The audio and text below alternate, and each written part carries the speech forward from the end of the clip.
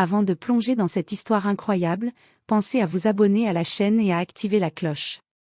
Ici, chaque récit a quelque chose à dire, et vous ne voudrez pas en manquer un seul. Le soleil venait à peine de se lever sur New York, mais l'aéroport JFK était déjà en effervescence. Les annonces des vols se succédaient, et le brouhaha des valises roulantes, des conversations et des brouettes de café créaient une symphonie chaotique typique des grands aéroports internationaux.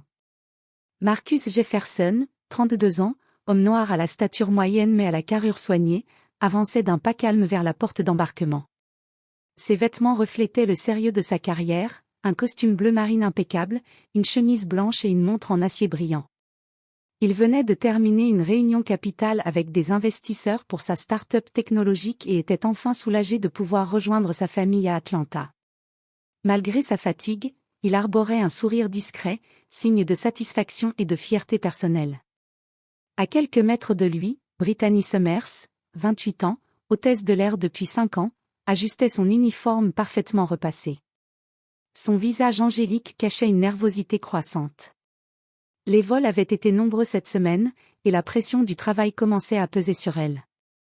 Brittany n'avait jamais manifesté de comportement ouvertement hostile auparavant, mais un mélange de stress, de préjugés inconscients et de mauvaise humeur créait un terrain dangereux pour ceux qui allaient suivre.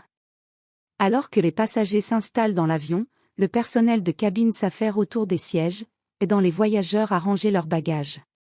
Marcus, arrivé à son rang, glisse son sac dans le compartiment supérieur. Il sourit à l'hôtesse, tentant un geste poli, mais Brittany détourne le regard avec un froncement de sourcils. L'air devient lourd, presque électrique, comme si quelque chose de terrible allait se produire. Les passagers commencent à sentir la tension sans vraiment savoir pourquoi. Un silence inquiet s'installe par moments, interrompu seulement par le bruit métallique des chariots et des annonces automatiques. Marcus s'assoit, respire profondément et tente de se détendre, ignorant que sa vie venait de basculer en l'espace de quelques secondes. Puis, sans avertissement, l'inimaginable se produit. Brittany s'avance vers lui avec une expression que Marcus n'avait jamais vue sur un visage humain, froide, dure, et empreinte d'un mépris inexplicable. Dans un geste brutal, elle le gifle en pleine figure. Le choc traverse la cabine. Les passagers retiennent leur souffle, incapables de croire ce qu'ils viennent de voir. Marcus reste figé, la joue brûlante, tandis que le monde autour de lui semble s'être arrêté. Ce geste impensable allait déclencher une chaîne d'événements qui ne laisserait personne indifférent. Les caméras de sécurité, les téléphones des passagers, et bientôt les réseaux sociaux, allaient transformer un simple vol domestique en scandale national aux États-Unis. La gifle résonna comme un coup de tonnerre dans la cabine. Marcus Jefferson, encore sous le choc, porta sa main à sa joue brûlante. Le goût métallique du sang et la surprise l'empêchaient de parler. Les passagers autour de lui se figèrent, certains laissant échapper un cri étouffé, d'autres braquant leur téléphone pour immortaliser l'instant. « Mais, pourquoi vous » balbutia Marcus, incapable de terminer sa phrase. Brittany Summers, le visage fermé, le toisa avec froideur. « Asseyez-vous correctement, monsieur » lança-t-elle d'une voix sèche, comme si son geste violent était justifié. Mais personne ne comprenait la raison. Aucun avertissement, aucun incident, rien. L'absurdité de la scène frappait chacun dans la cabine. À quelques rangées de là, une jeune femme, Emily Carter, étudiante en journalisme, murmura à son voisin, « C'est impossible, elle vient juste de le frapper pour rien. » Son téléphone en main, elle commença à filmer discrètement, sentant instinctivement que quelque chose de grave venait de se produire. Les murmures se transformèrent rapidement en agitation. Certains passagers tentaient de calmer Marcus, d'autres cherchaient à confronter Brittany. Un homme âgé au regard sévère, Richard Lawson, intervint. « Mademoiselle, vous ne pouvez pas faire ça. Vous êtes censée protéger les passagers, pas les attaquer. » Brittany, déstabilisée par les regards et les protestations, recula d'un pas. Ses mains tremblaient légèrement, mais elle garda sa posture rigide.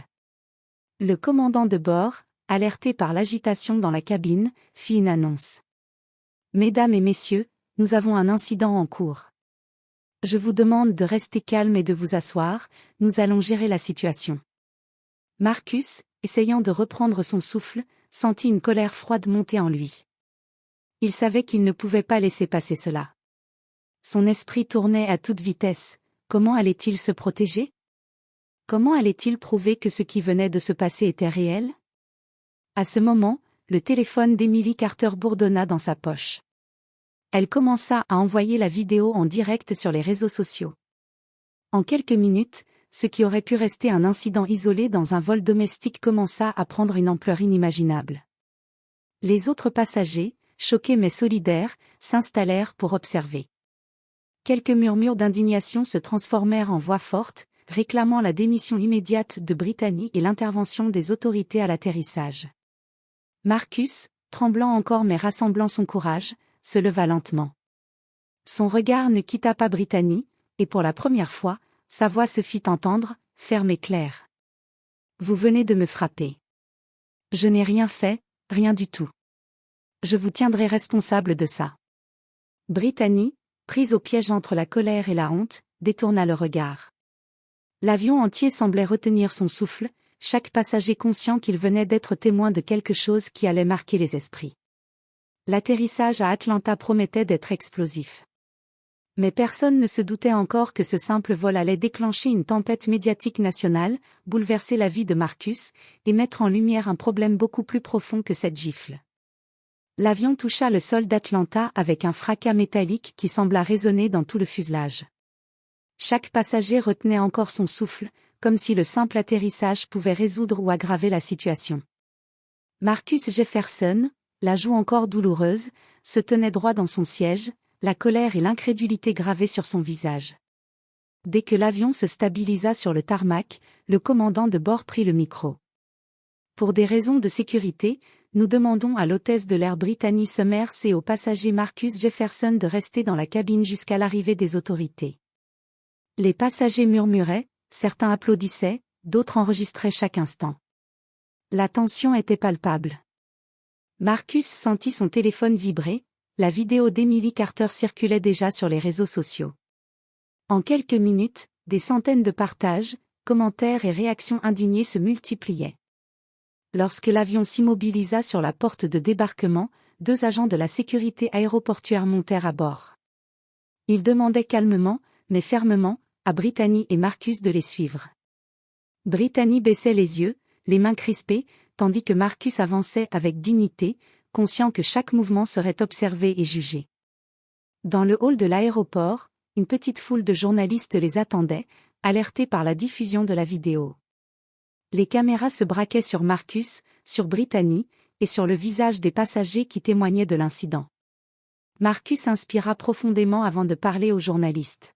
« Je ne sais pas pourquoi elle m'a frappé. Je n'ai rien fait. Mais ce geste montre que le racisme et la violence peuvent surgir n'importe où, même là où on s'y attend le moins. » Sa voix était claire, ferme, empreinte de dignité et de colère. Brittany Summers, quant à elle, restait silencieuse, incapable de répondre. Les agents de sécurité l'escortèrent vers une salle séparée pour un interrogatoire. La tension autour d'elle était insoutenable, et la honte se lisait sur son visage. Les autorités de l'aéroport ouvrirent immédiatement une enquête officielle. La vidéo, combinée aux témoignages des passagers, rendait les choses claires, un comportement injustifiable avait eu lieu. Les réseaux sociaux explosaient, transformant un incident isolé en un scandale national. Les hashtags Justice pour Marcus et #Stop Racisme à l'aéroport se répandaient à une vitesse vertigineuse. Pendant ce temps, Marcus, toujours calme mais en alerte, était contacté par son avocat. Il devait décider de la suite, porter plainte pour agression, demander une indemnisation, et surtout, faire en sorte que ce qui venait de lui arriver serve de signal d'alarme pour le pays. Ce jour-là, Marcus Jefferson comprit que sa vie venait de basculer. Ce qui avait commencé comme un simple vol domestique allait se transformer en un combat pour la justice, une lutte contre le racisme systémique, et un moment qui marquerait durablement les esprits aux États-Unis. À peine l'incident terminé, les réseaux sociaux s'étaient enflammés. La vidéo d'Emily Carter circulait sur Twitter, Facebook et Instagram.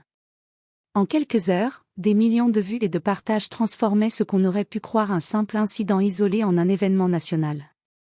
Les journaux en ligne titraient déjà « Une hôtesse de l'air gifle un passager noir », choc et indignation aux États-Unis, tandis que les chaînes d'information interrompaient leurs programmes habituels pour diffuser les images et interviews. Marcus Jefferson, jusque-là simple entrepreneur, se retrouvait propulsé malgré lui sur le devant de la scène. Dans son appartement d'Atlanta, Marcus regardait les notifications défiler sur son téléphone. Chaque message, chaque commentaire témoignait d'un mélange de soutien, d'incrédulité et de colère. Il savait que cette attention pouvait être à la fois une arme et un fardeau. Son avocat, Robert Langston, 45 ans, un homme noir réputé pour ses combats contre les injustices raciales, le contacta immédiatement. « Marcus, nous avons un dossier solide. Nous allons porter plainte pour agression et discrimination raciale. Ce qui vous est arrivé doit servir d'exemple. » La pression médiatique grandissait. Brittany Summers, désormais suspendue de ses fonctions par la compagnie aérienne, se murait dans le silence. Les avocats de la compagnie tentaient de minimiser l'incident, parlant de « conflit isolé » et de « malentendu ». Mais le public, nourri par les réseaux sociaux et les témoignages des passagers, ne voulait rien entendre. Pendant ce temps, Marcus prenait des décisions importantes. Il accepta plusieurs interviews pour raconter sa version, mais toujours avec calme et dignité. « Ce qui m'est arrivé pourrait arriver à n'importe qui », disait-il à CNN. « Il ne s'agit pas seulement de moi. Il s'agit de justice, d'égalité et de respect. » La première audience judiciaire fut fixée 2 semaines plus tard. Dans la salle d'audience d'Atlanta, Brittany Summers comparaissait aux côtés de son avocat, tandis que Marcus, entouré de ses proches et de Robert Langston, était prêt à se battre. Les juges et le jury allaient entendre pour la première fois le récit complet du vol, les témoignages des passagers et l'impact émotionnel et psychologique de la gifle sur Marcus. À l'extérieur, une manifestation pacifique avait lieu devant le tribunal. Des pancartes portaient des messages comme « Justice pour Marcus »,« Stop au racisme » et des slogans dénonçant la violence dans les lieux publics. La tension entre le public et la compagnie aérienne atteignait un niveau inédit. Pour Marcus, chaque étape de cette bataille était un mélange d'angoisse et de détermination. Il savait que ce qu'il faisait ne concernait pas seulement sa propre justice, mais la visibilité des injustices qui persistaient dans le pays. Son simple vol avait ouvert une discussion nationale sur le racisme dans les transports publics et sur les abus de pouvoir. Ce chapitre de sa vie allait marquer un tournant, il ne serait plus jamais un simple passager silencieux. Il devenait un symbole de dignité et de résistance, prêt à transformer un moment de violence gratuite en un combat pour la justice et l'égalité. Le jour du jugement, la salle d'audience était bondée. Des journalistes, des activistes et des citoyens venus soutenir Marcus Jefferson remplissaient chaque siège disponible. La tension était palpable, et chacun savait que cette affaire allait au-delà d'un simple litige, elle symbolisait un combat contre le racisme systémique. Brittany Summers comparaissait, visiblement nerveuse. Son avocat tentait de présenter le geste comme un moment d'égarement isolé, et insistait sur le fait qu'elle n'avait aucune intention de nuire. Mais la vidéo du vol, diffusée partout dans le pays, parlait d'elle-même. Les témoignages des passagers et le récit détaillé de Marcus rendaient toute défense impossible. Lorsque Marcus prit la parole, il était calme, mais chaque mot frappait avec force. Ce geste n'était pas seulement une attaque contre moi. Il symbolise un problème plus profond qui persiste dans notre société. Chaque personne noire a déjà ressenti cette peur, cette humiliation. Aujourd'hui, il ne s'agit pas seulement de justice pour moi, mais de justice pour tous ceux qui sont victimes d'injustices silencieuses. Le jury, composé de personnes de divers horizons, écoutait attentivement. Les preuves étaient accablantes, et le public retenait son souffle. Après plusieurs heures de délibération, le verdict tomba, culpabilité confirmée pour agression et discrimination raciale. Brittany Summers fut condamnée à une suspension définitive et à une amende substantielle. La compagnie aérienne fut également contrainte de revoir ses politiques et de financer des programmes de sensibilisation contre le racisme pour tout son personnel. À l'extérieur du tribunal, des applaudissements et des cris de joie résonnaient. Marcus, entouré de sa famille et de Robert Langston, sentait une vague de soulagement et de fierté.